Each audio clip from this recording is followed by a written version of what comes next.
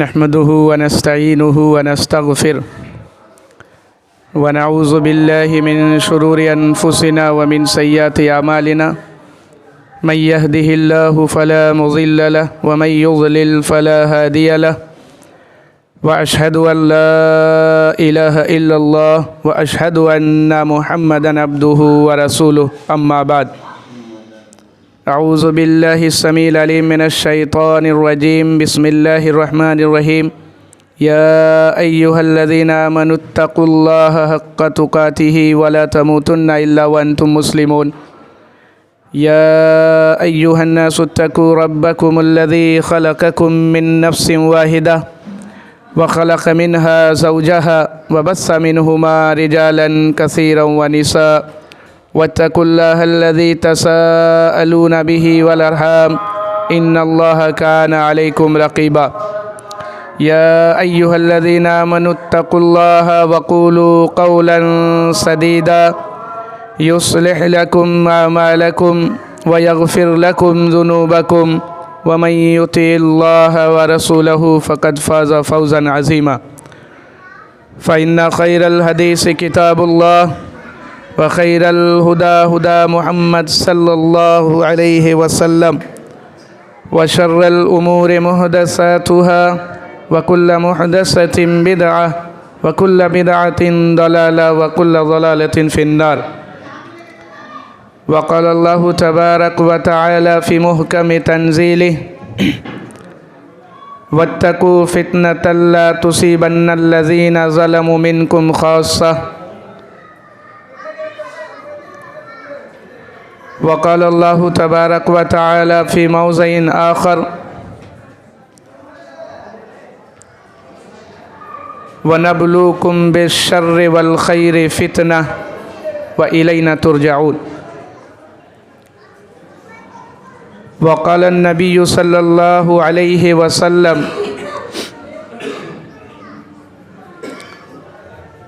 لا يبقى في الدنيا إلا بلاء وفتنة رب اشرح لي صدري ويسر لي أمري واحلل عقدة من لساني يفقهوا قولي سبحانك لا علم لنا إلا ما علمتنا إنك أنت العليم الحكيم حاضرین جمعہ، اس دور فتن کے اندر جس کی رہنمائی جناب محمد الرسول اللہ صلی اللہ علیہ وسلم نے بہت پہلے سے کر رکھی ہے، اور جس کی طرف اشارہ امام کائنات صلی اللہ علیہ وسلم نے واضح طور پر کر دیا ہے، اس فتنے والے دور میں اپنے ایمان اور عقیدے کی حفاظت اور اپنے دین کی حفاظت یہ بہت ہی اہم اور ضروری مسئلہ ہے۔ اللہ تبارک و تعالی نے قرآن حکیم کے اندر ارشاد فرمایا، سورہ انفال کی یہ آیت ہے، وَاتَّقُوا فِتْنَةً لَا تُصِيبَنَّ الَّذِينَ ظَلَمُوا مِنْكُمْ خَاصَّةً، اے لوگو تم فتنوں سے اپنے آپ کو بچاؤ اور محفوظ رہو۔ لا تصیبن الذین ظلموا منکم خاصہ، وہ ایسے فتنے ہوں گے، وہ ایسی آزمائش ہوگی جس سے صرف ظالم لوگ ہی نہیں، سارے لوگ اثر انداز ہوں گے۔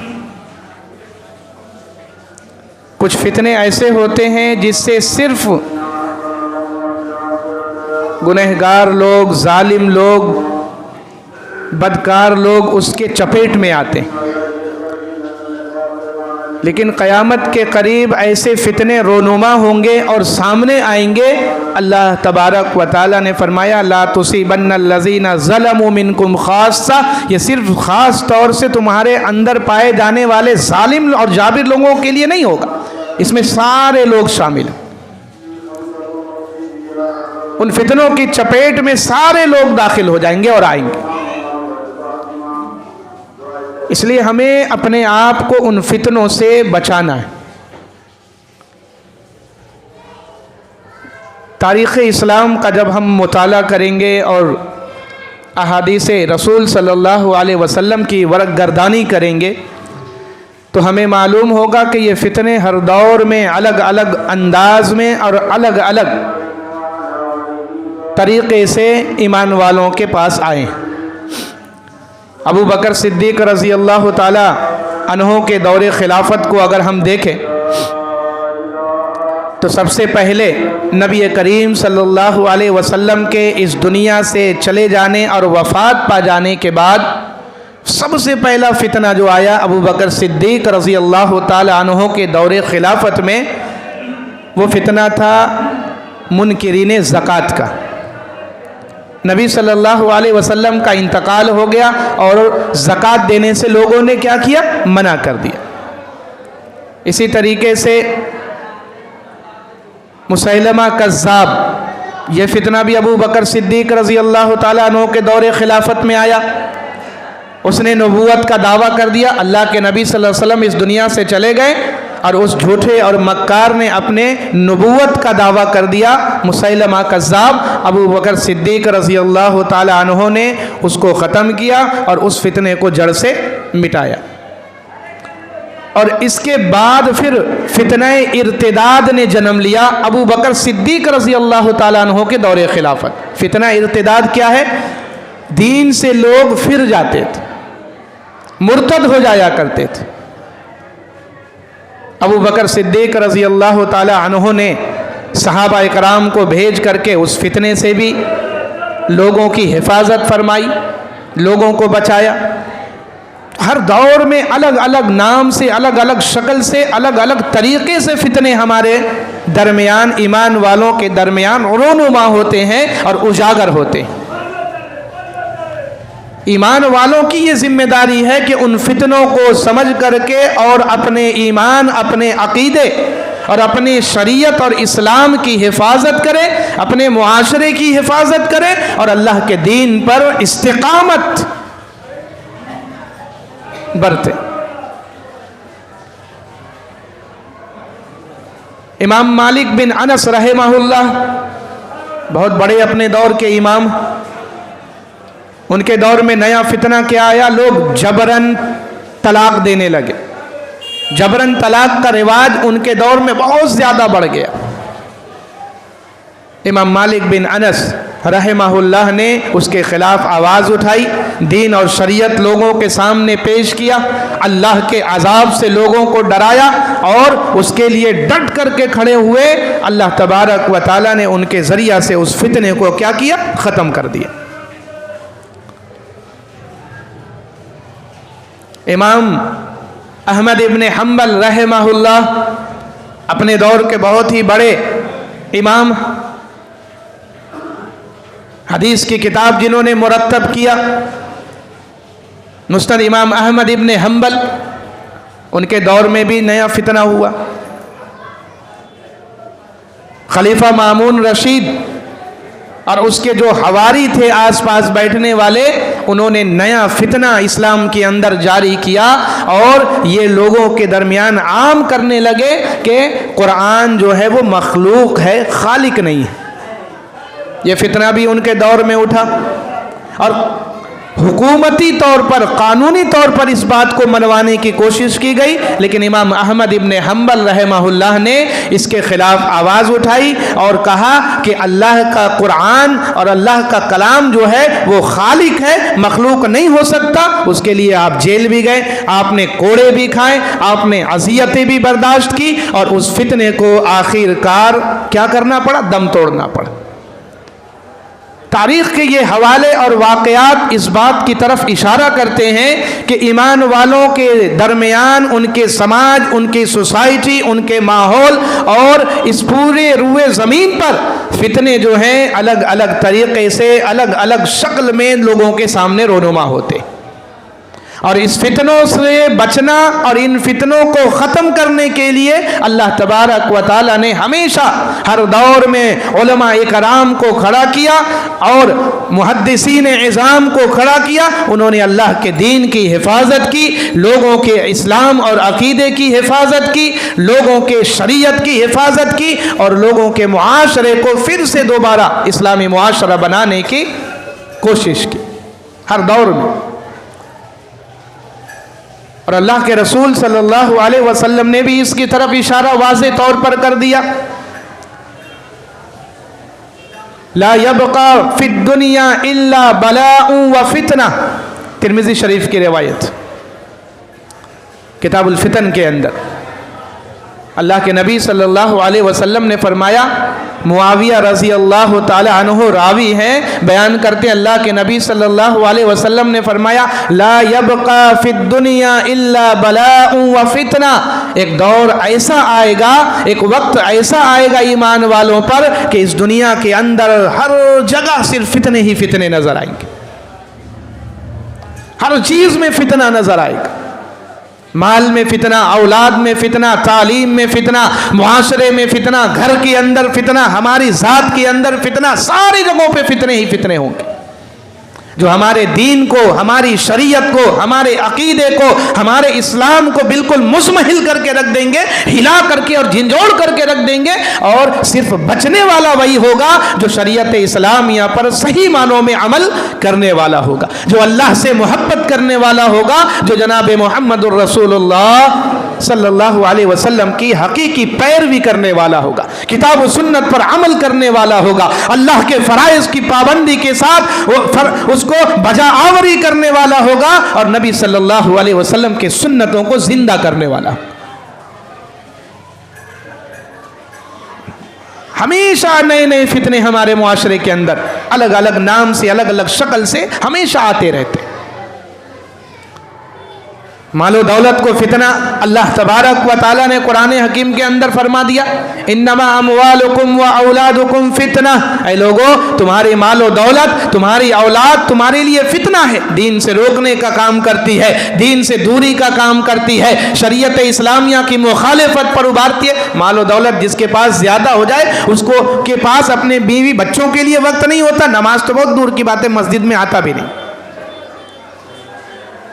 لا تلہکم اموالکم ولا اولادکم عن ذکر اللہ. اللہ نے جہاں مال اور اولاد کو فتنہ کہا، پھر اللہ نے دوسری جگہ یہ ارشاد فرمایا لا تلہکم اموالکم ولا اولادکم عن ذکر اللہ. لوگوں یاد رکھو، تمہاری مال و دولت، تمہاری تجارت، تمہاری اولادیں، تمہاری بیویاں، تمہارے گھر والے، تمہارے دوست و احباب اور دنیا کی ساری چیزیں اللہ کے ذکر سے تمہیں غافل نہ کر، اللہ کے ذکر سے تمہیں غافل نہ کر دے. مال و دولت کماؤ، تجارت کرو، آل و اولاد کی فکر کرو، والدین کی خدمت کرو، لیکن اللہ کے دین سے غفلت، اللہ کے ذکر سے غفلت اور اللہ کے فرائض سے روگردانی کرنا اللہ تبارک و تعالیٰ اسی وجہ سے ہمارے اوپر فتنوں کو کیا کرتا ہے؟ نازل کرتا ہے. اور اللہ کے نبی صلی اللہ علیہ وسلم نے اشارہ کر دیا، وضاحت کے ساتھ بیان کر دیا ہے کہ یہ فتنے آئیں گے آخری وقت میں، فتنوں کا دور شروع ہوگا، بلکہ شروع ہو چکا ہے، ہر جگہ پر فتنے ہیں اور ہم ان فتنوں کے لپیٹ میں کھینچے چلے جا رہے ہیں. اللہ کے نبی صلی اللہ علیہ وسلم، مسلم شریف کی روایت ہے، حذیفہ بن یمان رضی اللہ تعالی عنہ، جن سے اکثر و بیشتر فتن کی روایتیں ملتی ہیں، فتنے کی روایتیں. عمر فاروق رضی اللہ تعالی عنہ نے بھی فتنے کے بارے میں حذیفہ بن یمان رضی اللہ تعالی عنہ سے سوال کیا تھا اور پوچھا تھا کہ فتنوں کا دور شروع ہوگا، دروازہ ٹوٹے گا، وہ کون سی، کیا مراد ہے اس سے؟ وہ فرماتے ہیں یوشک ان یکون خیر مال المسلم غنم. قریب ہے کہ ایک ایسا وقت آئے گا، قریب ہے کہ ایمان والوں پر ایک ایسا وقت بھی آنے والا ہے، خیر مال المسلم غنم، مسلمان کا سب سے بہترین مال جو ہوگا وہ بکریاں ہوں گی۔ آج ہم مال و دولت کو، جاہ و جلال کو، بڑی نوکری کو، بڑی تجارت کو سب کچھ سمجھتے ہیں۔ فتنوں کا دور آئے گا تو یہ ساری چیزیں ہمارے دین اور شریعت کی حفاظت نہیں کر پائیں گی، ہمارے ایمان کی حفاظت نہیں کر پائیں گی۔ ہم ان دولت کے ذریعہ سے اللہ کے فرائض پر عمل کرنے والے نہیں بن جائیں گے اور رہ جائیں گے۔ اللہ کے نبی صلی اللہ علیہ وسلم نے فرمایا کہ خیر مال المسلم الغنم، غنم، بکریاں ہوں گی۔ ان بکریوں کو ان کے مالک کیا کریں گے؟ لے کر کے چلے جائیں گے پہاڑ کی چوٹیوں پر۔ شاف الجبالی، وہ لے جا کر کے پہاڑ کی چوٹیوں پر رکھیں گے۔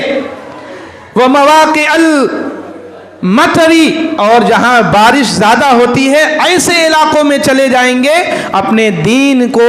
بچانے کے لیے فتنوں سے دور چلے جائیں گے۔ سب سے بہترین مال، اللہ کے نبی صلی اللہ علیہ وسلم نے فرمایا کہ فتنے جب رونما ہوں گے قطع اللیل المظلم، تاریکی رات جس طریقے سے پورے دنیا پر چھا جاتی ہے، ساری دنیا اندھیری ہو جاتی جہاں جہاں رات ہوتی، اسی طریقے سے فتنے جو ہیں وہ معاشرے پر، لوگوں پر، ایمان والوں پر چھاتے چلے جائیں گے۔ اللہ کے نبی صلی اللہ علیہ وسلم نے فرمایا یصبح الرجل مؤمنا ویمسی کافرا ویمسی مؤمنا ویصبح کافرا ویبیع الرجل دینہ بعرض من الدنیا، ترمذی شریف کی روایت۔ اللہ کے نبی صلی اللہ علیہ وسلم نے فرمایا کہ فتنے اتنے زیادہ بڑھ جائیں گے، فتنے اس قدر معاشرے کے اندر پائے جائیں گے،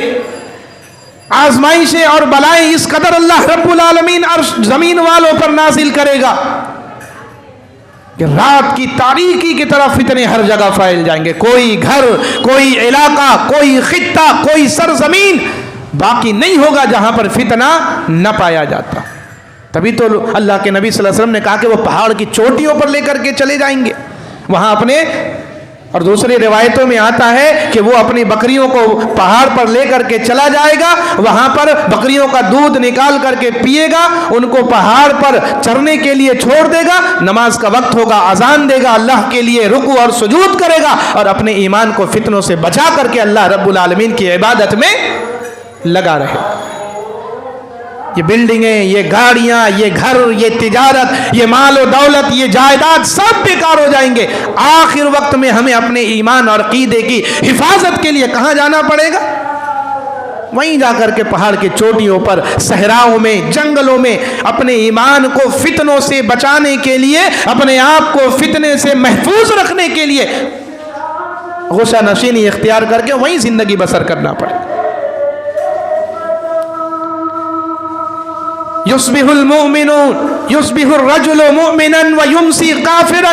اور فتنہ کیسا ہوگا، کتنا خطرناک ہوگا اور کس قدر تیزی سے وہ فتنہ پھیلے گا۔ اللہ کے نبی صلی اللہ علیہ وسلم نے فرمایا کہ ایک آدمی صبح کو ایمان قبول کرے گا اور شام ہوتے ہوئے وہ پھر کافر ہو جائے گا۔ ایک آدمی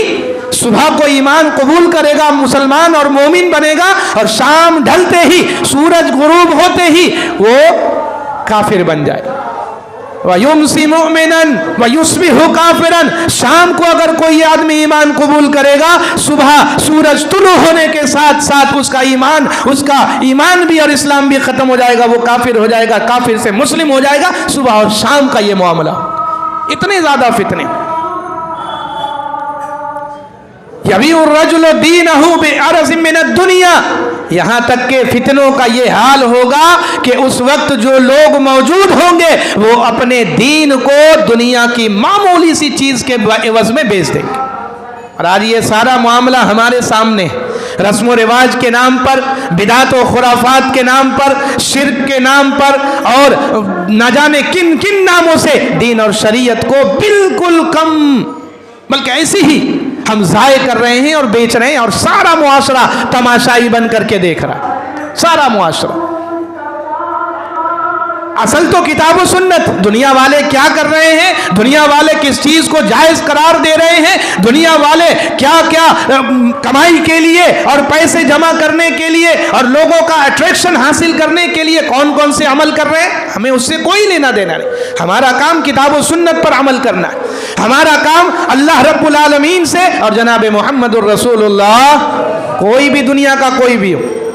دنیا کے اسلامی ممالک ہو, کوئی اسلامی اسٹیٹ ہو یا کوئی اسلامی علاقہ ہو, جو جناب محمد الرسول اللہ صلی اللہ علیہ وسلم کی شریعت پر عمل کرنے والا ہے, جو کتاب و سنت کو اپنا لاہ عمل بنانے والا ہے, ایمان والوں کو اسی کا ساتھ دینا چاہیے. اور اللہ تبارک و تعالیٰ نے فرمان بھی یہی جاری کیا, کتاب و سنت پر عمل, اللہ رب العالمین کی اطاعت و فرما برداری, نبی صلی اللہ علیہ وسلم کی اطاعت شعاری. تو یہ فتنے اتنے خطرناک ہوں گے جو لوگوں کے ایمان کو, لوگوں کے عمل کو, ساری چیزوں کو برباد کر کے رکھ دیں گے. اور جو اس دور میں اپنے ایمان اور عقیدے کو بچانا چاہے گا, اللہ کے رسول صلی اللہ علیہ وسلم نے فرمایا یفر من الفتنہ, وہ فتنوں سے بھاگے گا, وہ فتنوں سے بھاگ کر کے معاشرے سے, علاقے سے, لوگوں کے رہنے والی جگہوں سے نکل کر کے کہاں جائے گا, تنہا زندگی گزارنے کے لیے. اور اس وقت اس کا بہترین مال وہ بکریاں ہوں گی دودھ دینے والی, وہ دودھ نکالے گا, اپنا پیٹ بھرے گا, وقت کا نماز کا وقت آئے گا, اذان دے گا اور نماز پڑھے گا, اللہ کی عبادت کرے گا, اور پھر اس کے بعد اللہ سے جا ملے گا. یہ فتنے آج ہمارے معاشرے کے اندر ہمیشہ اپنی طرف لوگوں کو دعوت دے رہے ہیں اور بلا رہے ہیں, اور ہم اس کی طرف آگے بڑھ بھی رہے ہیں, ہم اس کی طرف آگے جا بھی رہے ہیں. اللہ تبارک و تعالیٰ نے قرآن حکیم کے اندر ارشاد فرمایا, کیونکہ بہت سارے فتنے جو ہیں وہ قیامت کے قریب رونما ہوں گے, بہت سارے فتنے ان میں ایسے ہوں گے جو لوگوں کی آزمائش کے لیے بھی ہوں گے, لوگوں کے ایمان کو مضبوط کرنے کے لیے ہوں گے. اللہ نے قرآن حکیم کے اندر سورہ انبیاء میں ارشاد فرمایا احسب الناس ان یترکوا ان یقولوا آمنا وهم لا یفتنون, کیا لوگوں نے یہ گمان کر رکھا ہے, کیا لوگوں نے یہ سوچ کر کے رکھا ہے کہ انہوں نے اللہ کے دین کا اقرار کر لیا, کلمے کو پڑھ لیا, وهم لا یفتنون, اور اللہ ان کو آزمائے گا نہیں, اللہ رب العالمین ان کی آزمائش نہیں کرے گا, اللہ ان کا امتحان نہیں لے گا. اللہ نے تو صحابہ کرام کا بھی امتحان لیا, اولئک الذین امتحن اللہ قلوبہم للتقوی, صحابہ کرام کا بھی آزمائشیں ہوئی, اللہ نے ان کو بھی آزمایا اور ان کا بھی امتحان لیا. تو ہماری اور آپ کی تو بات ہی الگ, اللہ ہر ایمان والے کو آزماتا ہے, اللہ ہر اعتبار سے آزماتا ہے. دوسری جگہ اللہ رب العالمین نے ارشاد فرمایا وَنَبْلُوكُمْ بِالشَّرِّ وَالْخَيْرِ فِتْنَةً وَإِلَيْنَا تُرْجَعُونَ, اور ہم تم کو ضرور بضرور آزمائیں گے, برائی دے کر کے بھی آزمائیں گے, شر کے ذریعہ سے بھی آزمائیں گے, اور خیر کے ذریعہ سے بھی آزمائیں گے, دونوں اعتبار سے آزمائیں گے. کسی کو برائی دے کر کے اللہ رب العالمین آزماتا ہے, بیماریاں دے کر کے اللہ تبارک و تعالی آزماتا ہے, کسی قریب رشتہ دار یا بیوی بچوں کو موت دے کر کے آزماتا ہے, مال کو چھین کر کے آزماتا ہے, عزت کو چھین کر کے آزماتا ہے, اور اللہ کسی کو خیر اور بھلائی کے ساتھ آزماتا ہے, اس کی آزمائش کرتا ہے. دونوں اعتبار سے اللہ تبارک و تعالی نے کہا کہ نبلوکم بالخیر بالشر والخیر فتنہ, ہر اعتبار سے ہم تم کو آزمائیں گے, فتنے میں تم کو مبتلا کریں گے, اور وہ فتنہ ہمارے ایمان کی زیادتی کا ذریعہ بنے گا اگر ہم اس فتنے پر صبر کریں گے, اپنے ایمان اور اسلام کو بچانے کی سعی اور کوشش کریں گے, اور اللہ کی عبادت میں لگے ہوئے رہیں گے, اللہ کی عبادت میں لگے ہوئے رہیں گے. یہ فتنے اس قدر خطرناک ہوں گے قیامت کے قریب, یہ فتنے اتنے خوفناک ہوں گے کہ آدمی دین اور اسلام کو بھی بھول جائے گا. انسان جو ایمان والا جو ہے وہ دین اور اسلام اور شریعت کو بھی بھلا دے گا. اللہ کے نبی صلی اللہ علیہ وسلم ارشاد فرماتے ہیں, اللہ کے نبی صلی اللہ علیہ وسلم نے فرمایا یدرس الاسلام کما یدرس وسع الشیء الثوب, اسلام اس طریقے سے مٹ جائے گا، اسلامی نقوش اس طریقے سے مٹ جائیں گے یا مٹنے لگیں گے، کما یدرس وشی الثوب، جیسے کہ کپڑے کے اوپر سے نقش و نگار جو بنے ہوئے رہتے ہیں، پینٹنگ جو کی ہوئی ہوتی ہے یا اس پہ جو کاریگری ہوتی ہے وہ دھیرے دھیرے ختم ہو جاتی ہے۔ فتنوں کے دور میں لوگوں کے درمیان سے اسلام اور اس کی باتیں اور اس کے ارکان بھی دھیرے دھیرے ختم ہونے لگے، دھیرے دھیرے ختم ہونے لگیں گے۔ حتی لا یدرا ما صیام ولا صلاۃ ولا نسک ولا صدقۃ، یہاں تک کہ فتنہ اتنا بڑھ جائے گا کہ لوگ اس فتنے میں پڑھ کر کے بھول جائیں گے، لوگوں کو معلوم نہیں ہوگا کہ نماز کیا چیز ہے، روزہ کیا چیز ہے، صدقہ کیا چیز ہے، حج اور عمرہ کیا چیز ہے، اور یہ اسلام کی بنیادی چیزیں۔ آپ سوچئے وہ فتنے کتنے خطرناک ہوں گے۔ آج معاشرے میں ہمارا معاملہ ایسا نہیں، لوگ فتنوں میں پڑھ کر کے، لوگ برائیوں میں پڑھ کر کے، لوگ گناہوں میں ملوث ہو کر کے، نماز سے ہمارا کوئی واسطہ نہیں ہے، صلاۃ و صوم سے ہمارا کوئی لگاؤ نہیں ہے، ہٹے کٹھے نوجوان رمضان کے مہینے میں علل اعلان کھاتے پیتے سڑکوں پر نظر آتے ہیں، کوئی بولنے والا، کوئی ٹوکنے والا، کوئی روکنے والا، اور خود ان کو نہ کوئی شرم و حیا ہے، نہ کوئی لحاظ ہے، نہ اللہ رب العالمین کا کوئی خوف اور ڈر ہے۔ اللہ کے نبی صلی اللہ علیہ وسلم کا فرمان ہے، لا یدرا ما صیام ولا صلاۃ ولا نسک ولا صدقہ، کسی چیز کا علم نہیں ہوگا، کسی چیز کی فکر نہیں ہوگی، فتنے اتنے زیادہ ہوں گے، فتنے اتنے زیادہ بڑھ جائیں گے، اور یہ فتنے ہمارے سامنے، ہماری نگاہوں کے سامنے نظر آ رہے ہیں۔ ان کی وجہ سے ہمارا دین اور ہمارا اسلام مجروح ہو رہا ہے، نوجوان دین اور شریعت سے دور ہوتے نظر آ رہے ہیں، معاشرے کے اندر برائیاں اور غلاظتیں بڑھتی ہوئی نظر آ رہی ہیں، معاشرے کے اندر برائیاں پھیلتی ہوئی نظر آ رہی ہیں۔ ہمیں اس سے بچنا ہے، ہمیں اس کے لیے تیاری کرنی ہے، ہمیں اس کے لیے نبی صلی اللہ علیہ وسلم کے نسخہ کیمیا کو اپنانا ہے، اللہ رب العالمین کے سامنے جھکنا ہے، اللہ رب العالمین کے فرائض پر عمل کرنا ہے، اپنے گناہوں کی معافی مانگنی ہے، فتنوں سے بچنے کا انتظام و انصرام کرنا ہے، ہم بچیں، ہمارے اولادیں بچے، ہماری گھر کی عورتیں بچے، ہمارے گھر کے مرد بچے، ہمارے معاشرے کے لوگ بچے، ہماری پوری سوسائٹی بچے۔ یہ جناب محمد الرسول اللہ صلی اللہ علیہ وسلم کی تعلیم سے ہی اور اللہ رب العالمین کے فرمان سے ہی ممکن ہو سکتا ہے،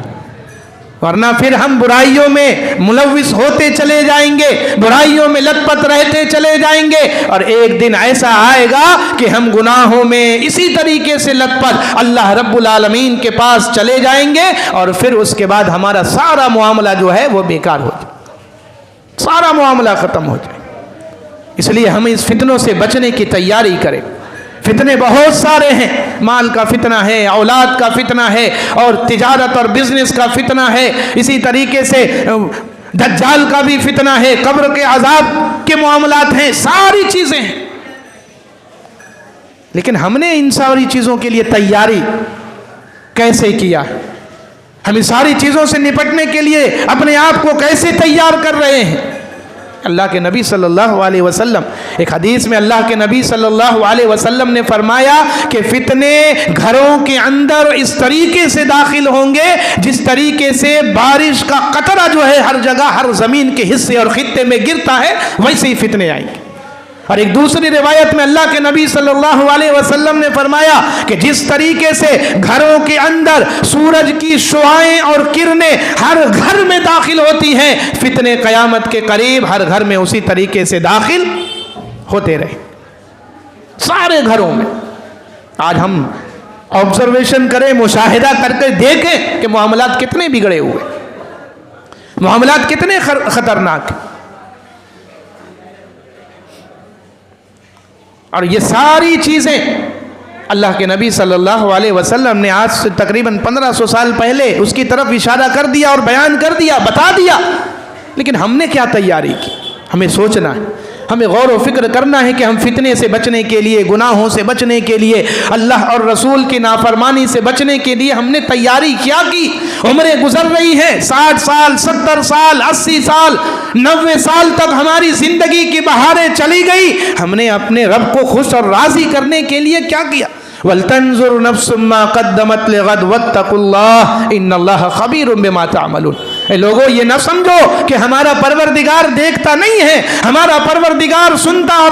اور علم رکھنے والا نہیں، ہمارا پروردگار ہر چیز کی خبر رکھنے والا ہے۔ وَلْتَنْظُرْ نَفْسٌ مَّا قَدَّمَتْ لِغَدٍ، سوچنا تمہیں ہے، تیاری تمہیں کرنی ہے، تیار تمہیں ہونا ہے کہ تم اپنے پروردگار کے پاس کس انداز میں اور کون سا عمل لے کر کے اور کون سا اسلام اور عقیدہ لے کر کے اپنے پروردگار کے سامنے کھڑے ہونے والے۔ اللہ ہمیں نیک اعمال کی توفیق عنایت فرما۔ الہ العالمین ہمیں ہر فتنے سے، چاہے وہ فتنہ چھوٹا ہو یا بڑا ہو، چاہے وہ فتنہ پرانا ہو یا نیا ہو، اللہ ہمیں ہر فتنے سے بچنے کی توفیق عنایت فرما، اس فتنے سے حفاظت کی تدابیر کرنے کی توفیق عنایت فرما۔ نبی کریم صلی اللہ علیہ وسلم نے اور اللہ رب العالمین نے فتنوں سے بچنے کے لیے جو تدابیریں اور جو نسخہ کیمیا بتلایا ہے، ہر ایمان والے کو اس پر عمل کرنے کی اللہ توفیق عنایت فرما۔ الہ العالمین تیرے گھر کو آباد کرنے والا بنا دے، الہ العالمین تیرے سامنے جھکنے والا بنا دے، فرائض پر عمل کرنے والا بنا دے۔ الہ العالمین جو لوگ دین سے دور ہیں، پروردگار انہیں دین سے قریب کر دے۔ الہ العالمین جو آج تک پنجگانہ نمازوں میں مسجد تک نہ آ سکے، اللہ انہیں اس بات کی توفیق دے کہ وہ تیرے سامنے آ کر کے اپنے پیشانی کو جھکا سکے، اپنے گناہوں پر نادم اور شرمندہ ہو سکے، اپنے گناہوں کی تجھ سے معافی اور تلافی مانگ سکے۔ اللہ اسلامی معاشرے کی تشکیل کی ہم علماء کرام کو توفیق عنایت فرما دے۔ الہ العالمین مسلمانوں کو اور اسلام کے ماننے والوں کو ہر طرح کے فتنے سے بچنے کی ہمیں توفیق عنایت فرما دے، ہمارے معاشرے کو اسلامی معاشرہ بنا دے۔ الہ العالمین اس معاشرے سے باطل رسم و رواج کو اور فتنوں کو اور شرک و بدعات اور ضلالت کو اللہ قما کر دے، اور اسلامی معاشرے کی اللہ حفاظت فرما، ہمارے عقیدے کی، ہمارے اسلام کی، ہمارے دین کی اور شریعت کی اللہ حفاظت کی ہمیں توفیق عنایت فرما دے۔ نبی کریم صلی اللہ علیہ وسلم کے سنتوں کو زندہ کرنے والا بنا دے، تیرے حبیب کے نقش قدم پر چلنے والا بنا دے،